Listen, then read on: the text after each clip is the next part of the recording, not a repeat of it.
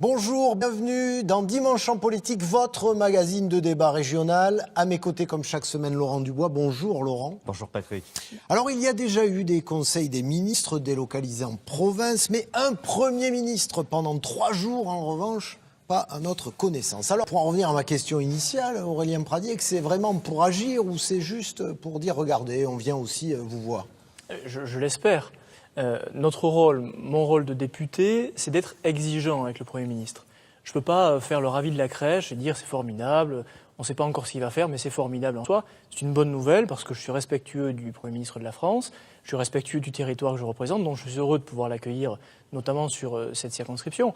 Mais je dis qu'il faut avoir des résultats. Et donc j'ai posé une question au Premier ministre lors des questions au gouvernement avant-hier, en lui disant vous serez le bienvenu si c'est pour travailler, effectivement pour travailler, parce que tout ne va pas bien. Puis ce que je veux vous dire aussi, c'est que ça ne suffira pas. Vous savez, le dialogue avec les territoires, c'est quelque chose qui s'inscrit dans le temps, qui nécessite des engagements concrets. Et ce n'est pas simplement parce qu'on vient vous voir pendant 3 jours que ça suffit à nous convaincre. Nous ne sommes pas totalement des enfants non plus. Alors juste... Tout ça, ce sont des mots. Pardon, mais aujourd'hui, on a besoin d'actes. Jean-Marc Gaillessou le disait à l'instant. Moi, je suis encore maire pour présent... un mois vous êtes élu encore. Là, oui, et oui, vous le revendiquez. Je le revendique totalement. Nous avons 2 problèmes. D'abord, c'est la verticalité des décisions. Moi, je suis désolé de le dire, mais la logique même, la méthode d'Emmanuel Macron, c'est une logique de verticalité. Et moi, ce qui me préoccupe, et c'est ce que j'ai voulu dire au Premier ministre, vous ne venez pas dans le Lot pour nous asséner des vérités. Enfin, pardon, mais la gestion des collectivités, nous savons ce que c'est. Nous avons géré des collectivités. Je rappelle quand même que pour les contrats aidés, en 2017, il en manquait déjà. Donc le gouvernement a quand même pris ses responsabilités pour mettre à disposition 30 000 contrats supplémentaires. La base de la démocratie, c'est de s'écouter. Allez-y, c'est vrai dans l'hémicycle et terminez, c'est vrai Aurélien ici Pradier. aussi. Et je disais donc qu'Emmanuel Macron a un problème, mais visiblement les députés de la majorité ont aussi ce problème, c'est celui de la verticalité et de la non-contestation. Quand vous dites des choses qui ne sont pas vraies, je me dois aussi de vous le dire. Ma chère collègue, vous ne supportez pas la contestation. Nous sommes maires, nous savons ce que pose comme problème la disparition massive des contrats aidés. Vous voyez, ça installe quand même le débat. Moi, si le Premier ministre vient pendant 3 jours avec un ton d'arrogance terrible pour nous dire que nous n'avons rien compris à l'histoire, il faut que le Premier ministre, les élus de la majorité, acceptent de nous entendre, d'entendre nos points de difficulté. Et cette conférence des territoires, pour en revenir à votre question, elle peut être une chance. Une chance à la condition qu'il y ait véritablement une co-construction. Nous avons fait des choses dans nos territoires, nous innovons tous les jours depuis très nombreuses années. Je pense à la télémédecine par exemple.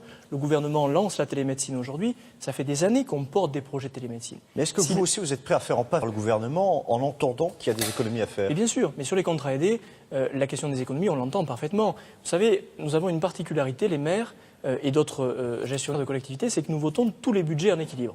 Ce qui n'est pas le cas de l'État depuis de nombreuses années, qui n'est toujours pas le cas du gouvernement.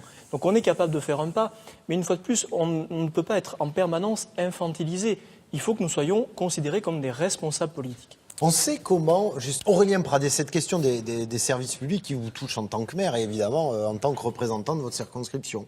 Qu'est-ce que vous leur répondez à vos 2 choses. La proximité est absolument essentielle. J'insiste sur le fait que les élus ont beaucoup fait. Lorsque vous regardez les maisons de santé, par exemple, sur une question essentielle dans nos territoires, les maisons de santé, elles ont d'abord été portées par les élus locaux avant que le national ne reprenne la question. Donc j'insiste sur ce point. Il ne faut pas que le pouvoir national, quel qu'il soit d'ailleurs, vienne dans les territoires comme dans des zoos pour expliquer que nous serions des arriérés, des conservateurs, et nous expliquer la vie. Enfin, ils disent pas ça, Édouard Philippe. Non, j'ai pas dit qu'il disait ça. Je dis simplement qu'il ne faut pas qu'il le fasse. Et donc j'ai cette précaution-là. Donc nous sommes capables d'innover. La proximité, elle est essentielle. Et nous avons des vraies questions. Je pense au transport, puisque ça a été évoqué tout à l'heure. Sur le ferroviaire, honnêtement, le département du Lot n'est pas desservi comme il devrait l'être. Aujourd'hui, on a du mal à y voir clair dans les annonces qui ont été faites par le gouvernement en matière de LGV ou de réaménagement des structures actuelles. Il ne peut pas y avoir une double peine à habiter dans les territoires. D'autant que je fais une remarque. La France a toujours réussi grâce à ces territoires.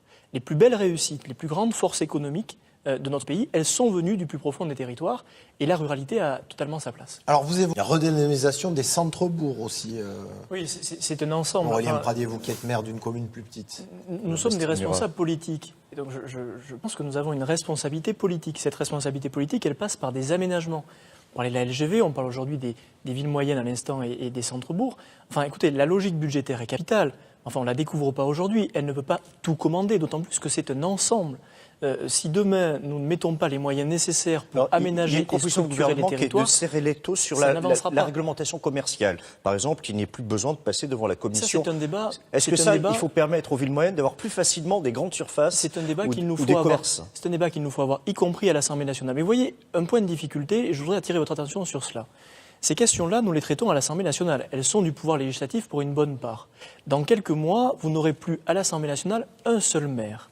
Il y a d'ailleurs une génération qui est arrivée qui n'a jamais connu l'exercice des mandats municipaux. C'est capital qu'on ait ce dialogue avec les territoires. Sans ça, on va prendre des décisions au niveau national qui ne seront pas en cohérence avec ce dont on a besoin. Le rôle des villes moyennes et des centres-bourgs, il est majeur, notamment en matière de services publics, nous l'évoquions tout à l'heure. Aurélien Pradier, il vous reste 30 secondes, la priorité pour vous. 30 secondes pour vous dire que ce doivent être 3 jours de travail. Ce que j'attends, c'est du travail. Pas 3 jours de sinécure ou de vacances gouvernementales, c'est du travail sur des dossiers précis. Nous avons le dossier des zones défavorisées agricoles qui est au point mort, il nous faut le faire avancer. Et 3 jours durant lesquels le gouvernement ne vient pas nous asséner des vérités, mais vient nous entendre parce que nous avons des choses à dire. Merci à vous, Toura, en tout cas d'avoir accepté le débat, un débat qui se poursuit sur notre blog.